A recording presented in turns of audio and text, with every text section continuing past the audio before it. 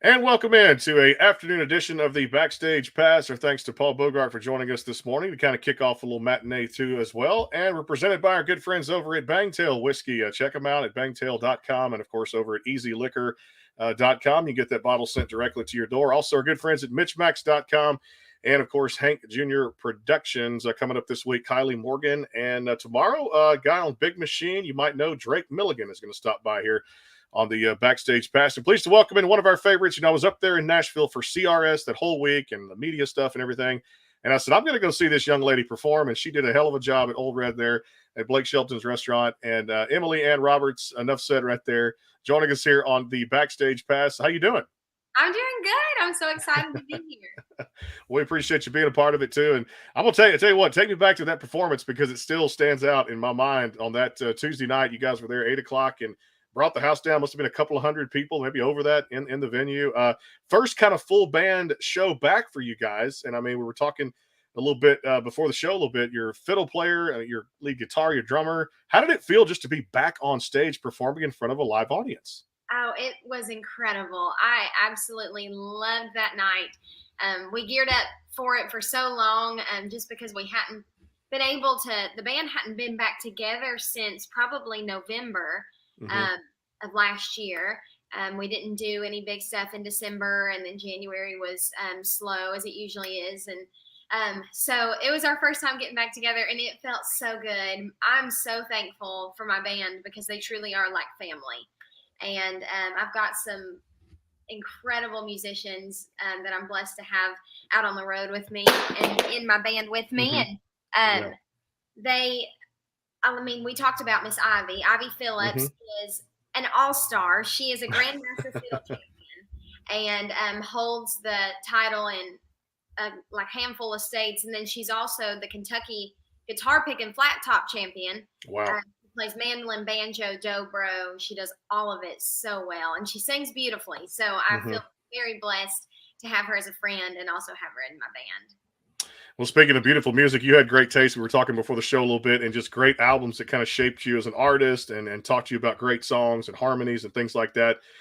Talk about this upbringing, because those were great albums. The Dixie Chicks and that the Fly album and Ricky Skaggs and, of course, Patty Loveless. I mean, all that great music growing up for you shaped you as an artist even today, right? Yes, it did. So I remember being a little girl and sitting in a car seat and my dad playing Ricky Skaggs' Soldier of the Cross record and playing Patty Loveless Mountain Soul. And then as I got older, I'd sing in the car with my mom and my sister to the Dixie Chicks. And I just loved that stuff. And I grew up in East Tennessee. We were always going to the mountains. And if you go to Gatlinburg, you're going to hear bluegrass coming out of the rocks and everything. I mean, it's everywhere. And so I was raised on that, and I just loved it. But really, those few artists that we mentioned were just huge influences to me. The songs that they sang, the way that things were, played and produced, and the just acoustic kind of element that it had that was so real. I used to go to bluegrass concerts, and you got to be good to be a bluegrass picker because there's nothing else helping you. I mean, the music just speaks for itself. And so I was just real inspired by the instrumentation and the musicianship and purity of the songs and the harmonies. And man, I loved it. So when I started singing and playing guitar, I really gravitated toward that style because it had made such an impact on my life and who I was. So take me back to a song called Blessings, because I remember this story, and I've read your bio quite a bit too. And then middle school, stepping on stage, there was a talent show involved, if I'm correct on that too. Take me through that performance, sixth grade, because I don't think I ever did. I had one talent show, but it was like broadcasting and stuff like that. So I've never stood up there as a musician and don't know how that feels to step on any type of stage. Take me through that, the song Blessings, and then auditioning for your middle school talent show. Well, okay. So that was crazy because I always loved to sing growing up. And I remember one day I was just, hanging out around the house, and I heard the song Blessings for the first time. And that was the first song I ever sung in front of anybody. And I actually sang it at my church in Knoxville. And I just sang it to, I think somebody played piano with me. Or we might have bought a little track for it. I might have sung it. I mean, I was little. I was like 5th or 6th grade. And that song, the message is so good. It says, what if your blessings come through raindrops? What if your healing comes through tears? What if 1,000 sleepless nights is what it takes to know you're near? And it talks about how sometimes the hardest things in our life truly can be the biggest blessings. And when we're in the middle of it, we don't see it. But, looking back when we're through it, sometimes it makes sense and we understand why that we had to walk through those things. And so I was able to sing that song, and then I thought, well, maybe I'll start auditioning for stuff. I don't know. My mom and daddy thought I was good, and I enjoyed doing it. And so my school in Knoxville, Tennessee, I went to one of the biggest middle schools. There was a bunch of different communities that all came to that middle school, and so there was a bunch of kids, and we had a talent show at the end of the year where the whole school came into the gym and they put on a talent show, but you had to audition for it. And so my 6th grade year, I auditioned with a friend of mine. Her name was Chloe, and we sang a song called Leave the Pieces by the Wreckers. I don't know if you remember that song. I do, okay. Yeah. So we did our little harmony, and we sang that song, and we gave it our best, and we didn't make it. And I was devastated. I really was. And so I went to my choir teacher, and I said, what could I do to improve so that maybe next year I could make it? Well, maybe if you played an instrument, you would have made it. And I was like, fine.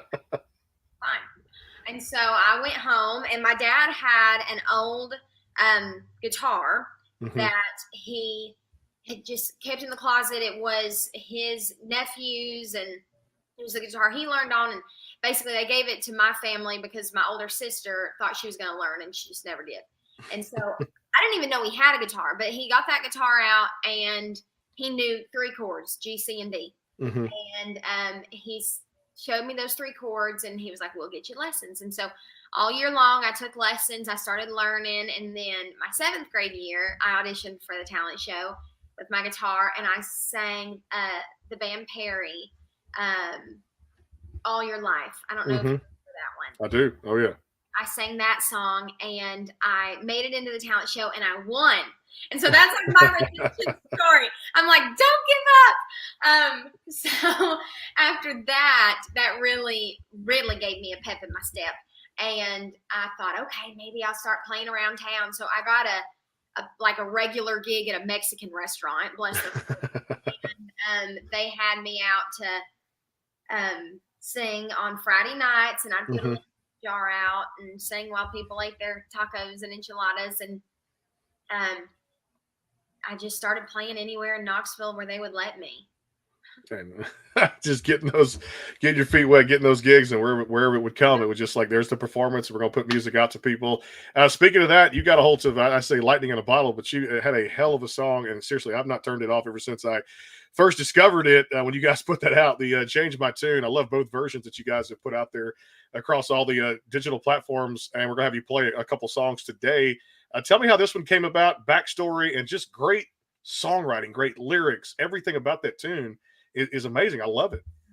Thank you. I wrote that song years and years ago with Jeremy Crady and Simon Reed. And it was hard for me when I first got off The Voice and I came into town to kind of find my spot and to be confident in what I wanted to do and who I was. Just because there was so many different voices. Everybody's got an opinion about what you should do and who you should be. And so there were a ton of voices, and I had a hard time listening to my own heart and what I wanted to do, and I was too busy listening to what everybody else said. And I've always had a heart for real traditional country and bluegrass sounding music. I just love it. And that's what I wanted to do. But of course, I felt kind of pulled in some different directions to be a little bit more of what was on the radio at the time. And it is more progressive and more kind of pop sounding country. It's not so traditional. And so, I kind of pursued that for a minute and tried my best to follow that. But I was in that writing session one day, and I just told Simon and Jeremy, I said, I've got to stay true to who I am. I'm not passionate about what I'm writing. I'm not passionate about what I'm singing because I don't think I'm being authentic. Mm-hmm. And Jeremy looked at me and he was like, you don't let them change your tune. And I was like, okay, let's write it. Let's write it. So that's kind of how that happened. And that song just kind of fell out because it was just like a confident of like, this is who I am. And you mm-hmm. can do it your way. And that's great. You're killing it your way. I'm going to kill it my way, you know? So that's how that song happened. And then the production turned out I was so pleased with it. Simon mm-hmm. Reed it as well. And he absolutely killed it. And I was just so pleased with how it turned out. It's got that good country feel, but it's got some grit to it too. I was gonna say it's real good, very good grit to it, no doubt too. And that's I put some comments up here because I love you guys, audience. Feel free to ask any questions. There's Matt coming in. He says I couldn't have said it better myself right there when it comes. Emily Ann's music has been great from the get go, so no doubt about it. Jerry says K-Town, of course. That's I'm sure the reference to Knoxville. I don't remember if you did this one that night or not, but Chris, Vanessa Meche, yeah, that's pretty. I love that too. You're Rocky Top too, so appreciate the comments. And if you guys have any questions for Emily, feel free to chime in there. We'll get to as many as we can too. Well, hey, it's time to hear the beautiful vocals that I heard back in Nashville at Old Red that night. So if you want to grab the guitar, play one for us here, no doubt. And so much great music is out there that honestly, I know there's more coming too. There being 2022, you guys are probably working on some new stuff right now. We'll talk about that. Word from our sponsors, and definitely take some audience participation. It's all yours. Okay, great. Well, we'll just do something fun. We'll do Change My Tune since you've bragged on it. Right. Here we go. Here we go.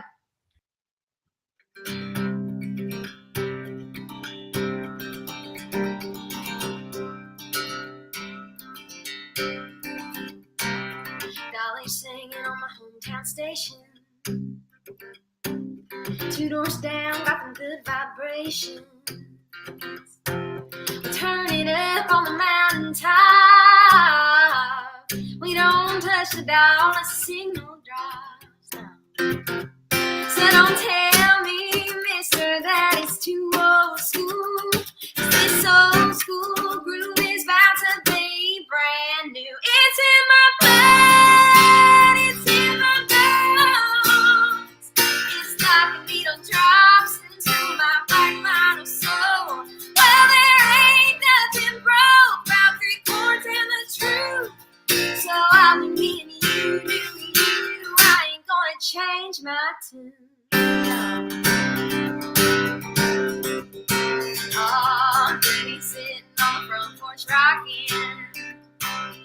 Nobody calls, they just come knocking. Shooting cans out behind the barn. Just passing time out on the farm. Yeah. So don't tell me, mister, that it's too old school. 'Cause this old school groove is about to be brand new. It's in my blood, it's in my bones. It's like a needle drops into my black vinyl soul. Well, there ain't nothing broke about 3 chords and the truth. So I'll do me and you, do you. I ain't gonna change my tune.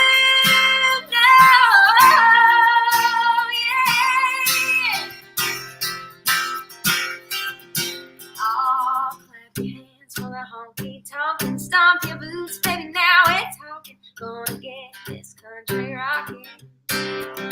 Yeah, clap your hands for the honky talking. Stomp your boots, baby, now it's talking. Gonna get this country rocking. Oh, it's in my blood, it's in my bones. Well, it's like a needle drops into my black vinyl soul.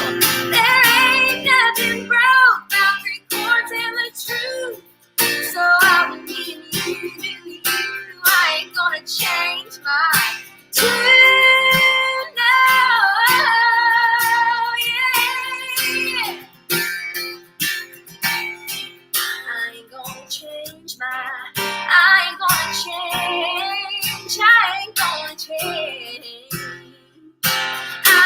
want to change my tune.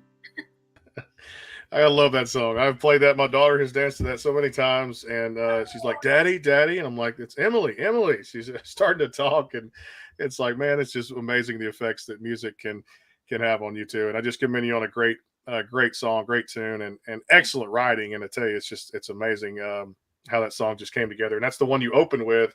That show, you guys were back for the first night with the full band, and it was fantastic, and that got the crowd going, and we never we never stopped from there. I was like, where did 2 hours go that night? I have no idea. So it was amazing, amazing performance. Hey, take me back to this, because I love the story of the Carrie Underwood Something in the Water, how it comes together, and the casting producer of The Voice kind of found that out there and invited you guys to come to Atlanta. Take me through that story, because it's amazing what the social media has done these days to catch great singers and great talent songwriters out there too at the same time. And then, like you said, going to Los Angeles, and then you kind of never look back, right?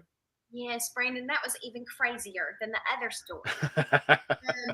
So my dad used to record videos of me, and he would record them on an iPad or his cell phone or whatever. And we never thought anything of it. And they weren't fancy at all. They were kind of pitiful, but he just wanted to be able to share, to send to family and friends and stuff, and have it on YouTube for people if they wanted to watch it. And lo and behold, a casting producer from The Voice found me singing Something in the Water, a Carrie Underwood song. Mm-hmm. It was just one of those simple videos, and I don't even know how she came across it, but she did, and invited us to come to a callback audition in Atlanta for The Voice. And my parents told me about it, and they tell me now, listen to how nuts this is. They tell me now, we almost didn't tell you. And I'm like, why would you not told me? But they said that they had thought about it, because of course my dad ran the YouTube account. So she reached out to him, and they were like, what would this mean? And how would it change our lives and stuff? So anyways, they joke now, and they're like, we almost didn't tell you. But the whole family loaded up, and literally my aunts and uncles and everybody, as if we were all going to watch me audition for The Voice. And we got there, bebopped into the room where they were holding the auditions, and they were like, wait, no, you can't have all these people in here. And basically it was just me and my dad that were able to stay in the room. And I auditioned for a panel of producers and judges. And then I sat and waited, and then they did this long interview with me. And finally, they said, well, we will either call you or we won't. So if you never hear from us again, then it's probably a no. Mm-hmm. And we left. And that was how that happened. And so it wasn't but, it was probably a month and a half later, I was driving over to a friend's house. We were going to go and get some Sonic. And I was driving over to a friend's house, and my phone rang, and it had a California area code, and I almost didn't answer, because I thought, I don't know anybody from California. And then I thought, oh my gosh, what if? So I pick it up, and sure enough, it was somebody who worked on the casting team for The Voice, and they told me that they would like to have me out for a final audition before the blind auditions. And so it was, when we flew out for that, it was my first time ever being on an airplane. I had never been on an airplane before. And so my dad and I flew out, and I did that last audition there in LA. And I was told I was slotted for a blind audition. So it was crazy. I was 16 years old, and I did not know what was about to happen. Looking back, I really didn't know what was going to happen. And I thought maybe it would, open up some new doors, but I never dreamed it would change my life the way it has. It truly changed the trajectory of my life. And I'm so thankful for the opportunity. It truly was just a gift, because I didn't try for it. It fell in my lap, and I just thank God for it, because I do know it was just a gift. Yeah, no doubt. And you're a gift to country music. And like I said, people get out there, those live shows. Got a question we'll get to here in just a little bit about, I know you guys are planning the tour, new music, all that kind of stuff too. We're going to take a quick break here on the show, get a word in for the sponsors. Sometimes it gets so wrapped up in the conversation. Got to pay the bills here on the show through Bangtail Whiskey and MitchMacs.com, the official merchandise maker of the Backstage Pass. More to come. with Emily Ann Roberts. It is the Backstage Pass. Hang tight. We're coming back. The Bangtail pour is comprised of a sweet corn mash base. The front has a subtle sweetness and not too sharp. It has notes of a medium char or white oak for a smoky flavor in the middle, and the tail has a super smooth and warm finish.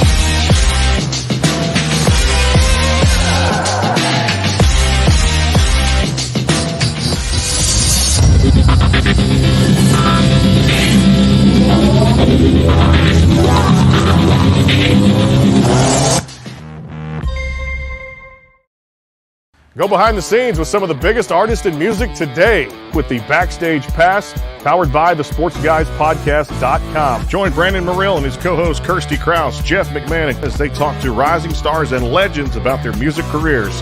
Listen to their latest tracks and learn fun facts about the men and women behind the music you love. And be sure to tune into the Backstage Pass Monday through Friday from 3:30 to 6:30, powered by the SportsGuysPodcast.com. And welcome into the Backstage Pass. And back here on the show, I watch that spot sometimes. I can't believe we did that commercial and had the great Bonnie Tyler on the show a while back. I just couldn't even believe that's like, you forget shows that you do so many. It's like you meet so many great people, and that's that was incredible. legend in the industry, no doubt. Let me ask you about this too. Back here with Emily Ann Roberts on the Backstage Pass. Again, thanks to Bangtail Whiskey, MitchMacs, and of course our friends over at Hank Jr. Productions. Tell me about this, because I love the fact that when you first moved to Nashville, a lot of co-writing that you had done, and then performances. I know Neyland Stadium was one of them too. But take me back to the first time you stepped on that stage at the Grand Ole Opry. I mean, what went through the emotions, the feelings? Take me through that first performance. Well, it's hard to put words around that. I had dreamed of that for years and years and years. One time my parents took me to the Grand Ole Opry. I remember being so little, and I wore my cowboy boots and my prettiest dress that I had. And we sat way up in the nosebleeds, and it was incredible. And every time I was able to go to the Opry, I just loved it. And then when I found out that I was going to get to make my debut, I don't know. I can't believe that I've been able to play it as much as the few times that I have. But when I found out I was able to make my debut, I was like, well, I don't know where to go from here. This is the top. I guess I'm quit. But no, it was an honor. And Ricky Skaggs, he was the one who introduced me that night to the audience. And, they give a little card to whoever's announcing that has some bullet points of some of the things about me and what to say and how to introduce me. And he wrote me a little note on it, and he said, "So proud of you. Love you." And I was like, oh, I cried my eyes out. And I actually sang Change My Tune at my debut. And I sang a song called God Must Have Told You To, that's on my Someday Dream EP. It's me and my guitar player, Tori, and they turned the house lights on afterwards, and people were standing. And I never experienced anything like that. And I was walking off the stage, and I can't remember who it was, but somebody came and grabbed me and stopped me. And they said, "Look at them. They're standing for you. You don't walk away from them." But that had never happened to me before. And I was like just buzzing from being able to be there and stand in that circle. And it is just the greatest honor. And to think of all the history in that building, all the songs that have been sung and lives that have been touched and changed. And it's like nothing else in the whole world to be able to stand on that stage and share your heart and your music. Yeah, just a great feeling. Have so many great stories of the Opry when I was up there that particular week, and I just you stepping in that circle. I said it wouldn't surprise me for her take that song and just belt it out and do what she did with it. I also wanted to talk about this because I know you did your first gospel album, and I believe it was the gospel through Girls and Guitars, if that's correct. And you actually were taking that to shows and definitely selling it too. What was it like to take it from the country genre? Of course, I know they're very integrated, but the gospel side of things, and you're very good at anything you sing, but the gospel side was very good too. Well, thank you. You know, the Gospel Through Girls and Guitars was a tour that we were on, and Okay. that tour sparked the idea of even recording a gospel record. And Okay. like I said, I grew up in church. My faith is the most important thing to me in my life, and so I knew so many hymns that I loved, but then also co-writing. I wanted to be able to write some songs and that would go on that project. And so my first gospel project was called Bigger Than Me. And it was the first album I ever recorded in studio, the first time I ever recorded any of my own music in studio. And so that album holds such a good, special place in my heart because I kind of cut my teeth in the recording studio on those songs and on that record. And it's available on my online store. It's available at live shows. It's not available digitally, but we have physical copies that we can sell and share with people. And so, you know, to me, country music and gospel music and it all kind of goes together a little bit. The country songs that I was raised on hold like biblical values and truth and good morals and stuff like that. I mean, I think that it all just kind of flows together in my book, in the way I do it. And so there's not really much of a separation. And if you come to my live shows, whether you come to a show in a church or whether you come to a show at a state fair, you're probably going to hear country songs and you're gonna like, I just can't really keep them apart. And so like that night at All Red, we did the Hank Williams Sr. House of Hope. And I have a version of that on my first gospel record that Ricky Skaggs and Sonia Isaacs sang on with me. And so, you know, no matter where we're at, I like to be able to encourage people and uplift them. And where I find my hope and my encouragement is in Jesus. And so I like to be able to share that with people and hopefully encourage them. Yeah, I'm glad you corrected me on that too, because I have so many titles. Because my Bigger Than Me was the name of the first gospel album you had done too, and I loved it too. At the same time, I get a chance to play it back and just have a good time. I actually got me a copy from your store and brought it here and listened to it too. So I just support artists for supporting me, for doing what we do here on the show too at the same time. Well, I tell you, let's sing another one. We'll take a quick break, come back. I want to talk about I've Got Forever, which was a second country original that you released, which was another one of my favorites too at the same time. We'll come back with that in rapid fire. And I tell you what, Dealer's Choice performance here. What are we going to hear? All right, let's see. So I have been working on some new music, and if it's okay, could I play one that's brand new that I've been something I wrote recently? That'll work. I'm good with that. So I wrote this one with Mike Rogers and Jerry Salley, and it's country to the bone. It's a little sad, but it's that good kind of sad, you know. Here we go.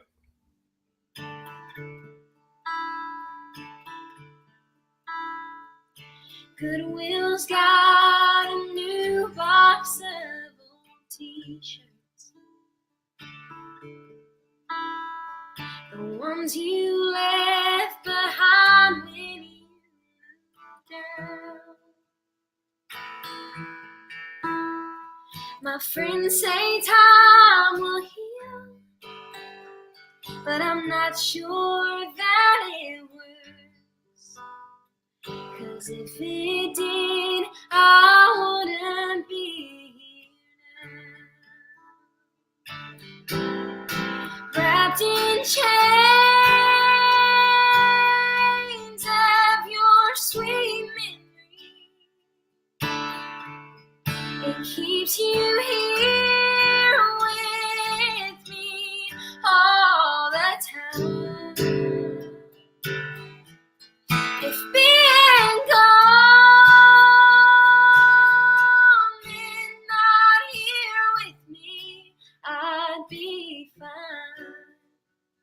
If out of sight was out of mind, I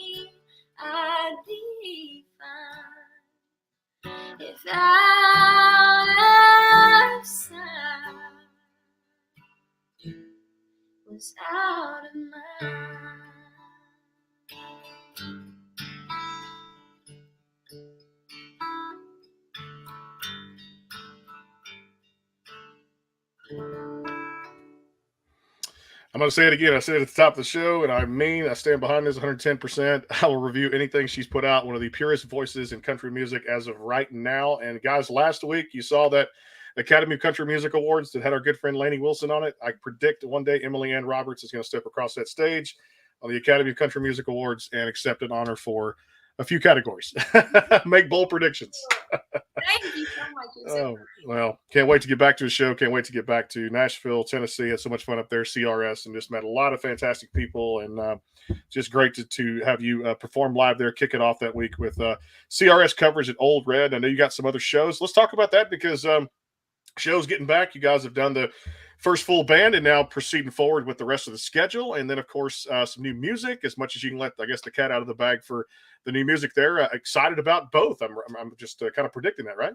Yes. So music is definitely coming. I have been writing so much, and I'm really, really proud of the stuff that we have. We've been recording new music in the studio, and I can't say a whole lot, but what I can say is when the new music comes, there's going to be a lot of it. Because we're working on something really exciting. And so I've had, my country records and I've had my EP, but it's time for me to really put it all out there. And so that's what we're planning on doing. And if you're new to knowing me, then you should follow along because we'll have some new stuff out here soon. And then another thing that we're doing that's really exciting, this is something that I did last summer, and I didn't know how it would go, but it was one of the most fun things I've ever done in my life. So coming out of 2020, obviously all my dates got canceled. And then going into 2021, I didn't know what it would look like. I didn't know if I'd be back to normal or if we'd get to do anything. And so something that me and my team thought about doing was some backyard concerts and doing some private shows in people's backyards. We're out in the open air and everybody can spread out and feel comfortable and safe. And so I put it out there, and I didn't know if anybody would invite me over, but they did. And thank goodness. And they were all so sweet. Thank goodness. Every time I pulled up to the houses, I would think, Lord, let them be kind. I'm just going to some stranger's house. But I made the best and realest friends on that tour last summer. Because I love being able to meet people at the merch table and after the show, and I try to get to know them as best I can. But when you are in their backyard, you really get to meet them. You really get to know them. And since then, I went and sang at a sweet girl's birthday celebration in Florida, and when they came into Nashville, they came over to our house, and me and my husband had dinner with them, and like real friends is what I'm saying. We have really made great connections from doing this tour. And so we decided to do it again in 2022. So this summer we are still going to do a couple of those backyard concerts. And obviously we're doing fairs and festivals and normal stuff too. But that's something that we've been doing last summer, and now we're continuing, that I'm really excited about. Oh, you should be. And that's, like you said, that's the best place to get to know somebody is their backyard. And like I said, picnic table, and God knows, get some chairs out and make it a good old country backyard to show, no doubt. Hey, I want to ask you about this one. I've Got Forever. Let's talk about that. That was the second single, country original song that you released out there, kind of the backstory of where that came from, and another just beautiful piece of work you put out there. Well, thank you. So I've Got Forever, I wrote with Heather Morgan and Jason Symes, and we wrote that one a while back as well. And we started with that melody. I've got forever to never stop loving you.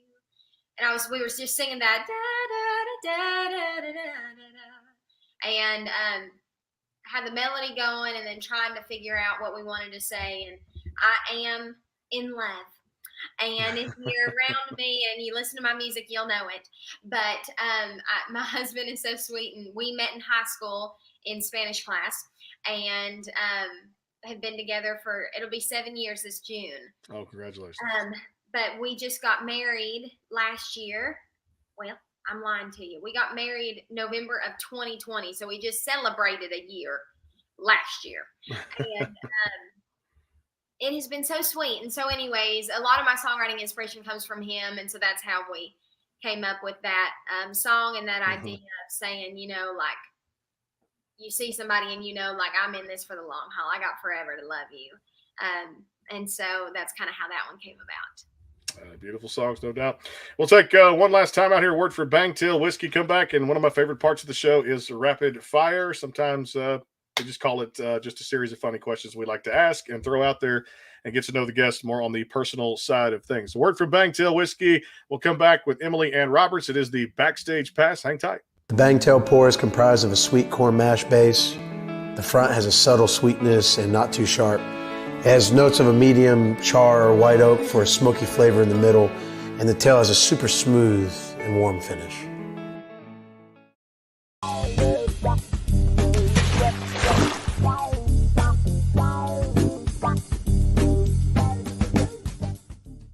Go behind the scenes with some of the biggest artists in music today with the Backstage Pass, powered by the SportsGuysPodcast.com. Join Brandon Morrill and his co-host Kirsty Krause, Jeff McMahon, as they talk to rising stars and legends about their music careers.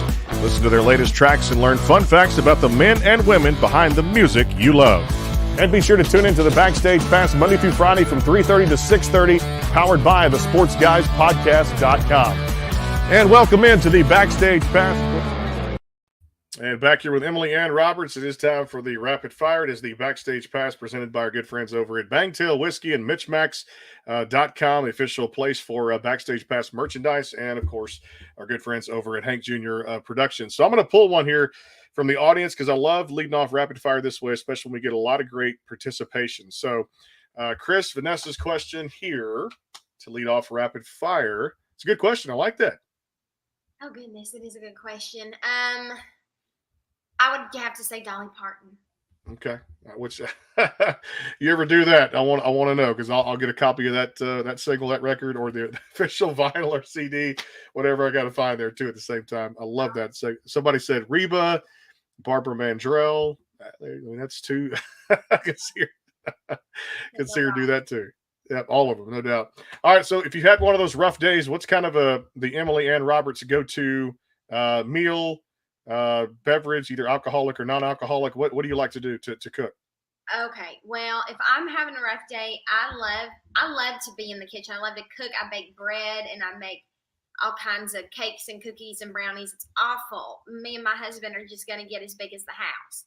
But yes, a hard day. I spend a lot of time in the kitchen, and it's real relaxing to me to bake a loaf of bread or to, make cookies or something, then get to sit down and eat them and relax. Nothing wrong with that. Speaking of relaxing, away from music, what are some of the things you like to do for fun? Okay, so I'm a big crocheter. I actually have some right here. Hold on. Okay. So I'm currently working on a project that's made out of granny squares. Oh, nice. As you can see, this is what a granny square looks like. They're all different. And you use your scrap yarn from other projects that you've had, and I'm going to sew them all together, and I'm going to make a sweater. Because I'm a grandmother, okay? I may not be a real one, but I act like one. So that's a thing that I love to do. If I need a break from music and work, it's still creative, but it's relaxing as well. I love that too. And beautiful, beautiful crochet it is there. All right, back to Chris, because Chris is asking some good questions here. I love this, Chris, Vanessa. I like that. Okay, so the cast of Tune and Tales and Gatlinburg. I love Gatlinburg. I love East Tennessee, and I love singing with people. So yes, I would. I love that. I love that. You do love singing, no doubt. All right, I this is a pretty cool story. So we're in the booth at CRS at the hotel, and in walks this beautiful lady, and I'm like, look up, and I went, man, I know her from somewhere. You've done that before with people. I look at her again. I'm like, oh, I remember having her on the show a while back. It was Tanya Tucker's niece, Callie Tucker, walks in the venue there, and we had this show with her. So my birthday was the 23rd. I got to see you the night before. My birthday was February 23rd. Happy late birthday. Oh, appreciate that. And she sits down with me, and in her bag, and this actually got the new question started for where I'm going with this. So she pulls out this $30, $40. It's a lotto ticket. It's like a scratch off.